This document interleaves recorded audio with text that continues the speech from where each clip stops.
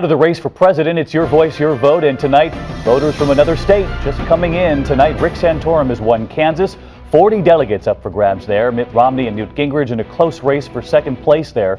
Romney did pick up victories earlier in the day in U.S. territories, Guam, the Virgin Islands, and the Northern Marianas.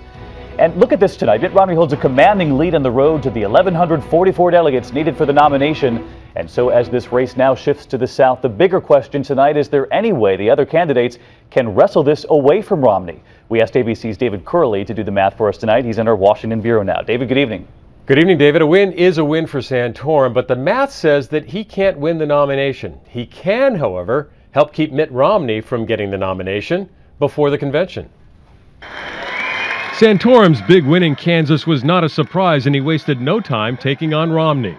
We're not electing a CEO, we're electing a commander-in-chief, and there's one person who has experience doing that. Romney and Gingrich ceded Kansas to Santorum. The real battle is Tuesday. Morning, y'all. In the South, Romney was not expected to do well in Alabama and Mississippi, but polling shows he's competitive. A win there could change this race, possibly forcing another candidate out. Newt Gingrich has said he needs to win in the South.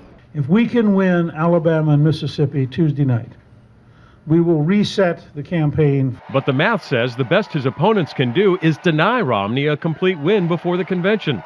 Here's a little numbers trip on the road to the convention in Tampa. Of the 4 remaining candidates, only Mitt Romney has a clear path to the nomination, 1,144 delegates. For the rest, second, third, or even fourth will do, because they might be able to block Romney's path to 1,144. It has happened before, back 36 years ago, 1976. Gerald Ford didn't have enough delegates to seal the deal. Ronald Reagan nearly grabbed the nomination away from him.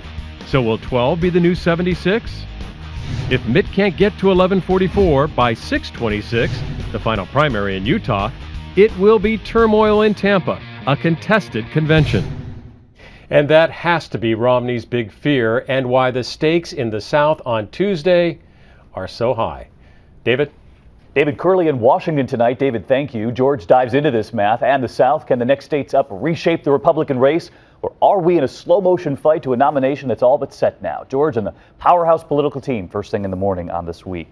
Of course, issue number 1 on the campaign trail, jobs and unemployment in this country. And so tonight here we dig deeper behind the number we reported on last night here on World News. 227,000 new jobs in the month of February. That beat economists' expectations. And so we've asked ABC's Bianna Golodriga to join us here on the desk in New York tonight. And Bianna, this president wants to keep his job. Republicans want to take it away from him. And so key here, the unemployment rate, that remained unchanged at what, 8.3? At 8.3%. David, you can imagine how psychologically powerful it would be to get that number below 8%. So we did the math, and here's what we came up with. We need to see at least 165,000 jobs added each month from now until November to get that number to 7.9%. And right now, as you can see, the past 3 months, we've actually gone over that, 200,000 jobs or more added each month. So right now, we're on a good pace. Doesn't guarantee the president keeps his job, but it is psychologically important to get it below 8%, as you point out. We've heard from so many viewers, as you know, here on World News. There was Kimberly Andrews, who wrote me on Facebook, her son taking a 2-year course, landing a dream job, she says, at a trucking company in Washington. There's Carrie Breidenbach. I love this. Her husband applied for a mechanic's assistant's job in Lucky, Ohio. Hired in 10 minutes for a job paying more than he was expecting.